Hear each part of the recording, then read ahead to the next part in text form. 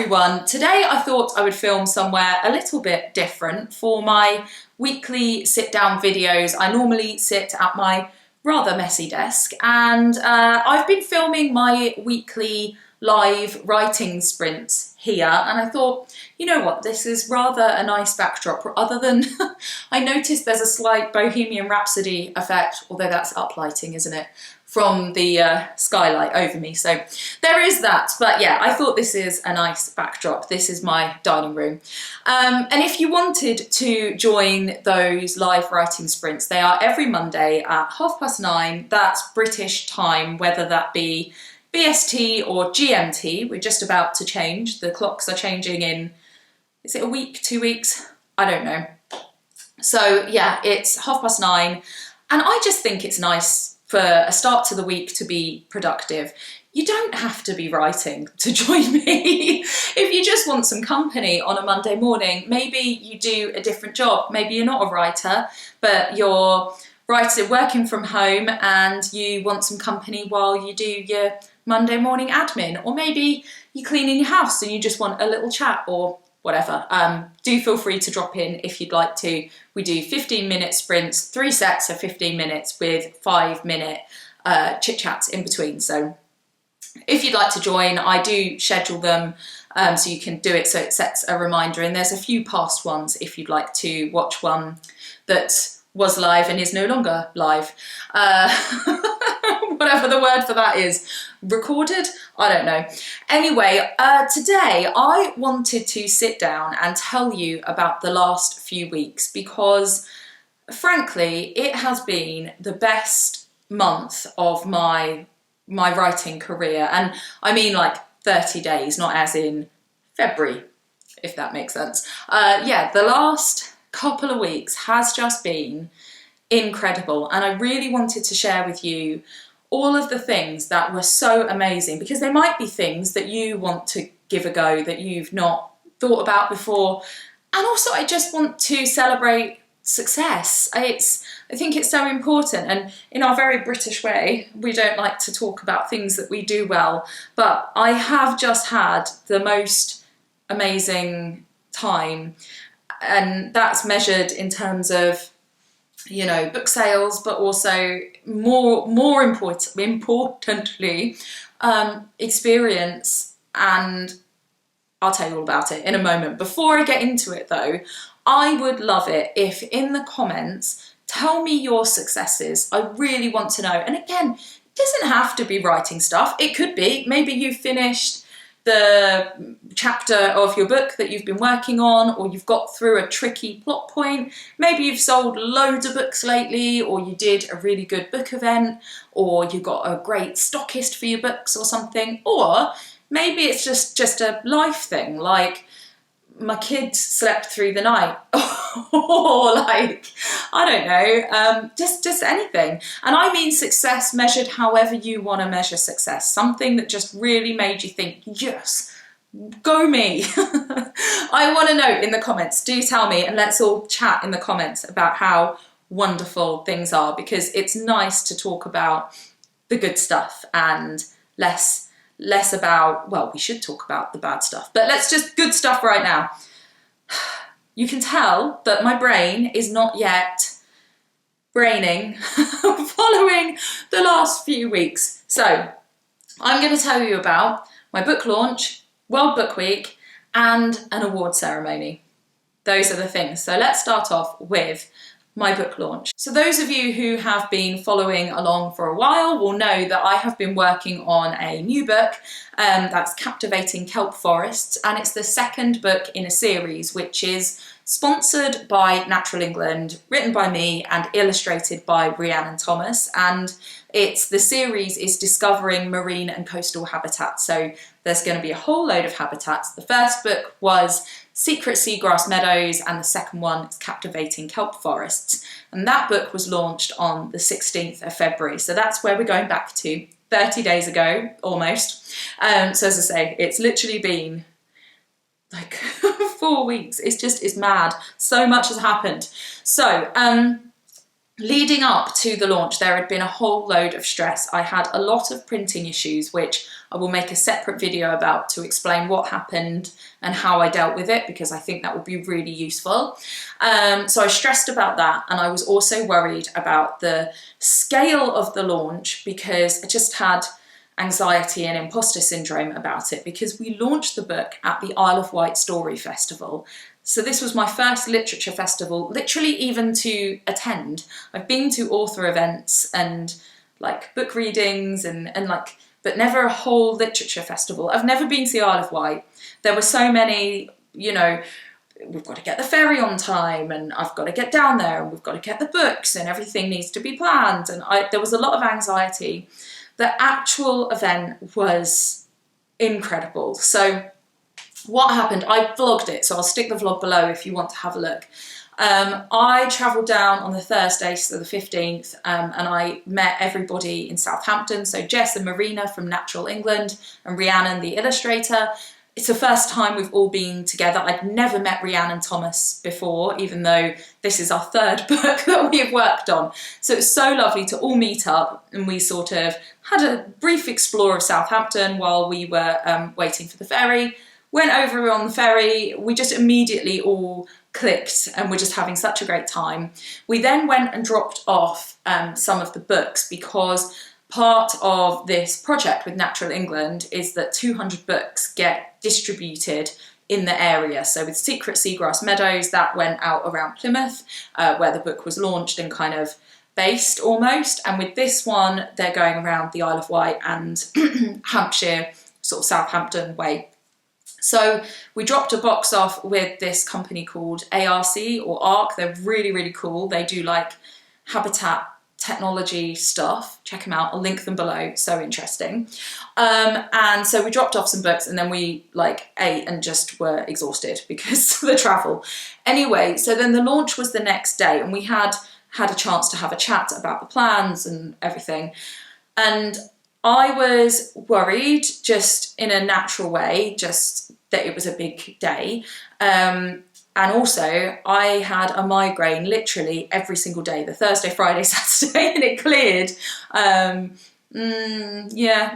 briefly Friday night, and then came back. So I was also like not at my best. Anyway, so the launch started with a workshop in the morning. I think it was from 10 till 12. And I could even tell you I have the leaflet here. So cool. So here we are. 10 till 12 it was, look. There we go. Can you see it? I'm not doing a very good job. There we go, there. So we did a workshop, and it had, as I say, you can see on the vlog, but we had, so Natural England did like a little sea science table. They had artifacts. I had a writing table with like story prompts, and then Rhiannon had a drawing and colouring table. And it was quiet initially, and then after about 11 o'clock there was another event on that finished, and everyone piled in, and it was so buzzy. It was amazing. We were all just like, like just that really like, zingy. It was amazing. So that was super, super successful. We had over 50 children, because we had, Natural England had these stickers that they were giving to the children, so then you could tell how many stickers you'd given out, but not every child took one. So there was over 50, so we gave out 50 something stickers. And then obviously their families as well. So it was really, really busy, really well received, and so great, like just the interactions with those kids. We all were just buzzing afterwards at how brilliant it was fantastic. We then went off and did some final planning for the official launch, which was in the afternoon at like 3 o'clock or something, I want to say. Not that it matters. Yeah, 3:30. So we had a few hours. I don't know where that time went, honestly. So then we went and we did like a more formal talk where we all took turns in doing a little bit and trying to make it super interactive. And that was amazing as well. And the highlight of that was at the end. So I did the book reading at the end. And then when I finished it, I said, so that's you know, the book officially launched. It's out there, it's real. And maybe what should we do to celebrate that? Could we maybe do like 3 cheers? What should we do? And one of the kids went, we should sing happy birthday. So we all sang happy birthday to the book, and it was just glorious. We did happy birthday, dear Kelp book. We were all just like, oh, it was just, you know, you have these moments, my friend used to call them Kodak moments, but that just like, you just want to take the photo of that and keep it forever. It was, I wish I had footage of it. It was amazing. So that finished. And then Rhiannon and Jess and Marina went to go and pack everything up while I stayed, and there was an author panel. So there were a number of us answering questions from people about writing and publishing. And I had sort of imposter syndrome again, but I thought, no, I need to put myself out there. I need to, you know, network and, you know, be loud and proud about what I do. And I was on a panel with, so Kes Gray of Oi Frog and Oi Dog, and we were chatting in the panel, and I was like, oh, it's Kes Gray. There was, oh, my brain's going to go, Neil Layton. I'm just going to look through this to make sure that I give all the right details of the people that I was there with. And I haven't got my glasses on, so it's not going to work especially well. Yeah, Neil Layton, who's the illustrator, I believe, on Stanley Stick. So I've come across that book before, and I think there were some others as well. I've definitely come across Neil Layton before. And who else was there? There was the guy who did Santa Needs a Wee. His name is escaping me because we've got that book. What's his name? It was Nicholas Allen. Nicholas Allen, who did Santa Needs a Wee and the Queen's Knickers and the King's Pants. And then there was Kieran Larwood, who did Podkin. And I know I'm forgetting people. There was an illustrator, and her name was, is it Sally Docker, Sarah Docker? What was her name? Sarah Docker. Sarah Docker. She's just worked on a book with a lady called Sally. Sally Doherty, maybe, but yeah, Sarah Docker, and she was doing a drawing workshop later. So there were a number of us. There was a lady who was an agent. I know I'm forgetting people. And that was really special for me as well, to be like on a panel with names, people whose books I own, who are like known. You know, obviously I have people who own my books, but I'm rather niche. Like people who are generally known, to be meeting them. And like when I left, I walked past Kes Gray and I was like, oh, see you, Kes. And he's like, oh yeah, bye, nice to meet you. And I'm like, I was totally fangirling. So that was really nice too. We were supposed to go to a buffet for all of the people that were part of the festival, but we were all just exhausted. I was headachy again, and I was the driver. So we headed off. We went back to Southampton. We stayed the night in Southampton. We may have stayed up and ended up drinking Prosecco and having an amazing evening. Yeah, and then we headed off early on the Saturday. So it's this amazing 3 days. If you look back on the video, when Rhiannon and I were talking about it, we were like, it had seemed like forever and a moment, and it was like a fever dream. It was like just this incredible, overwhelming, beautiful thing. We had the best time. We're hoping that we'll be able to go back. It was just amazing. What a privilege to launch one of my books there, to have so many kids engaged in it, to meet these other authors, to be part of this thing. And it's all put together by volunteers as well, and it's in this beautiful location, Key Arts. It's stunning. It just amazing. And I came back and was just like, that was incredible. So I then had a week or two to sort of regroup, to do all of the little publishing-y bits that I needed to finish off, and the, you know, admin, just sort of sort everything out, and all of the stuff that had fallen by the wayside, just get on top of everything. And there was also a load of family admin that needed to be done. So we then come to World Book Week. And so obviously in that period, I was also preparing for the school visits that I did. Now in World Book Week, I did 4 visits, and they were just beautiful. So on the Monday, I was quite nervous about the one on Monday. So if you are new to my channel and you don't know me very well, I work as a secondary biology teacher as well. So I'm very comfortable in the secondary phase. I also go into schools as an author, but in primary. So the schools that I visited on the Monday and the Wednesday, they were SEN, so special needs schools for secondary children. So this is the first time that as an author I've gone in to secondary, but they had chosen me because the sort of age and the accessibility of the book would be more suited to their students. And so it was like the perfect balance of I could do primary and secondary, and so the sort of mixture of the varying attainment of the kids and the needs and all of the things. So I knew that it was in my skill set, but I was still nervous because I've never worked in a specific SEN school. I've worked with lots of children with different needs, but not, you know, in a dedicated school in mainstream where you've got kids with needs within a mainstream class. So I was just nervous because of the unfamiliarity, but all of my offerings on those days had been run through with the teachers. I sent them everything so they knew what I was planning. And when I arrived, we ran through everything again. So they knew what I was doing. They knew it was appropriate. I had sort of tailored it to what I knew about the schools. So I was just, as I say, it was the unfamiliarity. On top of that, the two schools on the Monday and the Wednesday were both really far away. They both took over 2 hours to get to. Coming home was better because of the time, the traffic, but they were both really far. So there was childcare. Luckily, my mum and my mother-in-law helped out with the kids. I know this is all random little admin extra details, but it was all part of the overwhelm of the thing. So on both of those mornings, I had to leave at 6:30. I had grandparents staying to help out with the kids.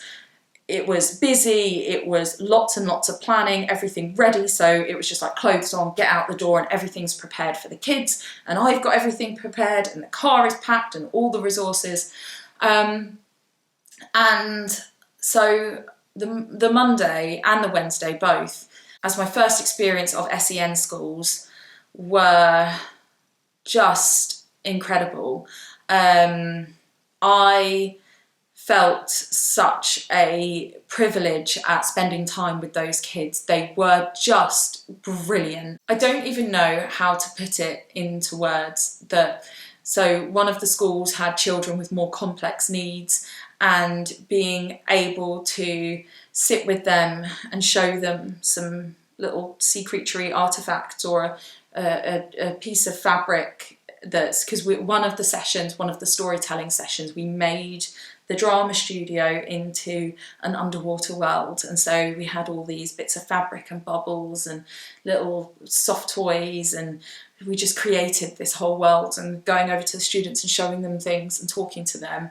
And it feels such a privilege to be involved in that kind of just amazing interactions and enrichment, and was just a sheer joy to be part of. And I look at it and I just think I'm so lucky to get to do this, to experience this and experience how they see what I do, if that makes sense. Experience them coming across kelp for the first time, holding a mermaid's purse, asking me a question that you just think, I really am speechless about how amazing it was.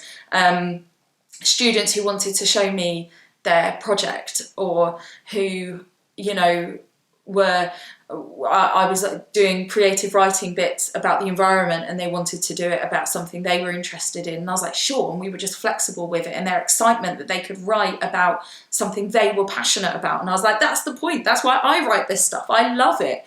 And then, so that was the Monday and the Wednesday, and I walked away kind of going, I want to visit all of the SEN schools. That was just brilliant. I loved it. I felt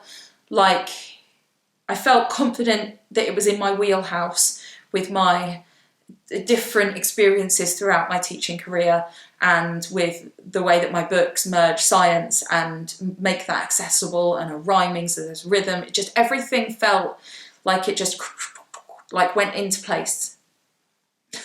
It just, I on the Monday, I remember driving home, and it didn't help that I was listening to a piece on Radio 4 about food poverty, and I was just in floods of tears, just through just gratitude that this is my job. It was amazing. And then the Thursday and the Friday, I was in primary schools, and I was just going in to do assemblies. So the Thursday was actual World Book Day, and so I dressed up. I'll put a picture up. And that was really, really fun, see all the kids in their costumes, and I caused havoc by handing out mermaid purses and shells and whelk eggs and all sorts of bits, and letting the kids touch pieces of seaweed. And so that was amazing on the Thursday and the Friday. And just, the other thing is when it's so well received and the teachers are just like, that was brilliant, and the kids loved it. And I know I've seen the statistics about how having an author visit improves literacy and engagement in like creative writing and all of that. And you just think, me coming in and talking about my little book could have a really big impact. And again, that just feels like such a privilege to do that, and to spend that time. I just love chatting to kids and just on their level and chatting to them about the thing. They've got a question and they say something random, and having that moment with them. And I just walk away buzzing, and I come home and I'm telling my husband, oh, and this kid said, and that happened, and this, because it's why I like teaching. I always said I didn't, I love teaching. It's just all of the blur with and also because I really like writing. This could end up, I can feel the ADHD. I'm just like, and a thing. So amazing. I had the Tuesday off to repack and rest, which was a really good decision on my part. I think it was accidental, but that was very, very needed. And then on the Friday, so I get home from the assembly, my mum came over, we coordinated, my husband was out, we sort the kids out and do all the things, pick up this kid from here, that kid, because on Fridays all my kids are in different places doing different things. So we did all of that. I got changed like really quickly, and put on my black tie outfit. It only occurred to me on the Thursday night that I needed a black tie outfit, and I tend to declutter a lot and just go, I don't need these things. And I had got rid of all of my evening wear. I had no evening dresses. Luckily, I had a sequin mini dress. That was the only thing. It's quite short, but I'm quite short, so I can get away with it. That I bought for gigs, but actually I was like, this could work. And so I wore that with a necklace from one grandmother and a bracelet from another grandmother, my mum's earrings, because I was a finalist in the Kent Women in Business Awards, and it was International Women's Day. So yeah, I just really quickly threw my clothes on, sorted myself out after my school visit, and then out the door. And a lovely friend of mine, Sarah, came with me because my husband was out. And that was so lovely having her there, supporting me, because as well, at one point I was like, oh, it's okay, I'll go on my own. I am so, so grateful that I had a lovely friend with me to chat, and so and just for her to be there supporting me, and she's so lovely. She's such a great friend. So yeah, really, really grateful that on International Women's Day I had a female friend with me to like cheerlead.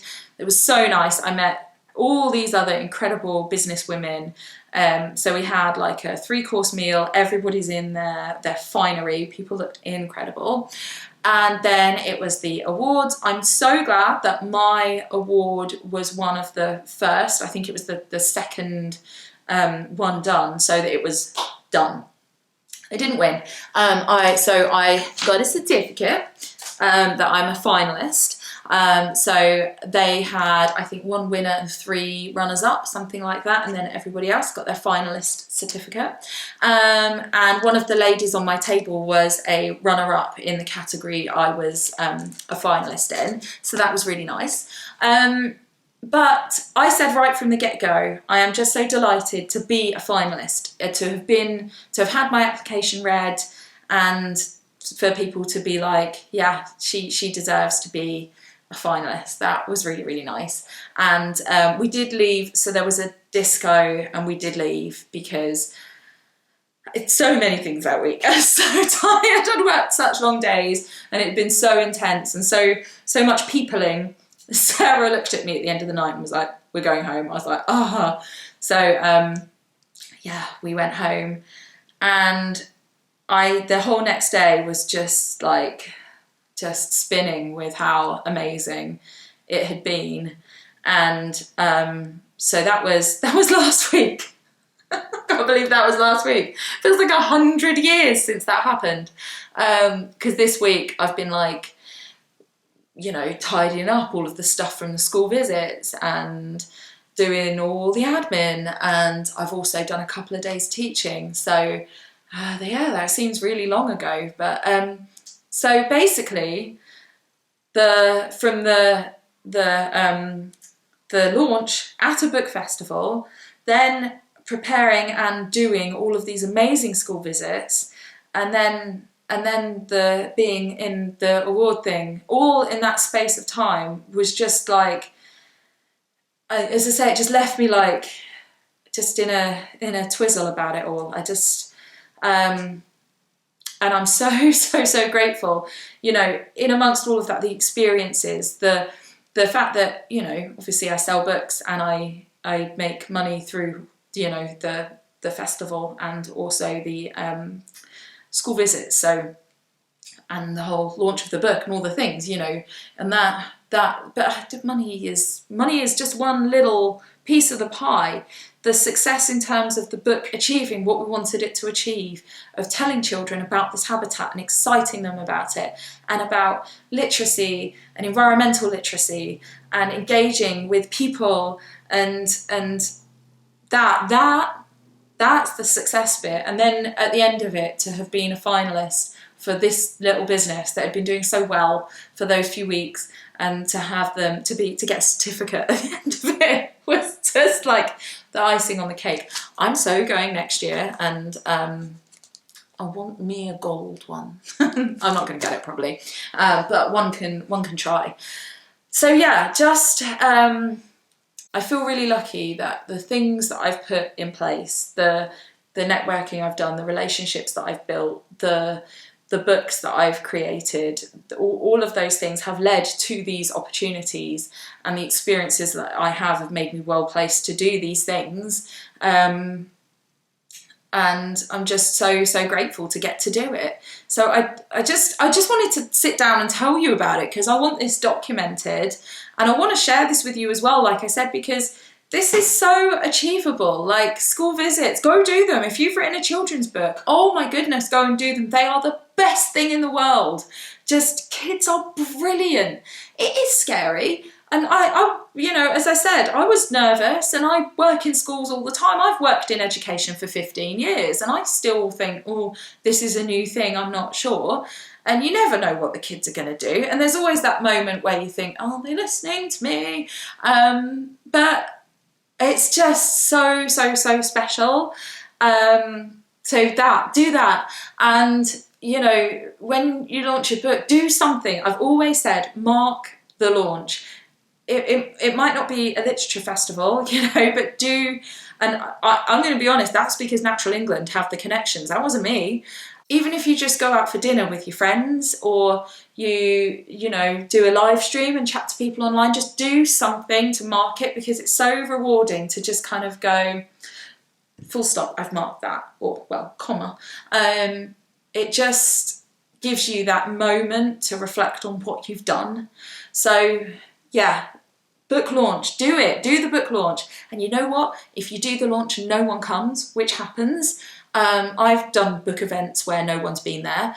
I've missed a thing that happened. I'll come back to it.